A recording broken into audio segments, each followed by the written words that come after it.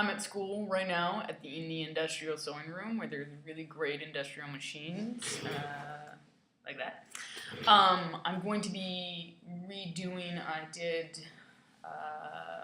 monster mittens, and I'm reworking the pattern because it's the finger is just a bit awkward. So I've resized it a bit.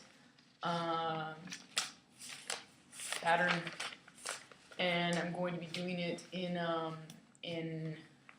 green felt to begin with, and then if this pattern works and I don't have to remake it, or redesign it rather, I'll be doing it with fun fur, and etc. etc.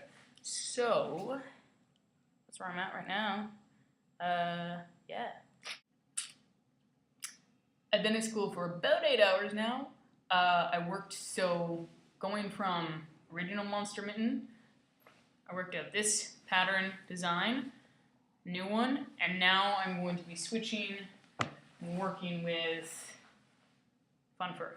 Hence the mustache. That's kind of what happens after being at school for so long and working with fun fur and having lots of scraps and stuff. It's pretty great. Not gonna lie. That was all filmed yesterday.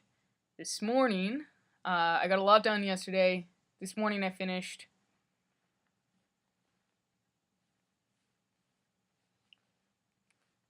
So these are the finished products. The you know, so far so good. As you can see, very very furry, fun fur. And then the pads are leather. It was interesting. This process, it really taught me with the different machines that I use, the different sewing machines. You really get a handle of what type of sewing machine is good for what part of the process.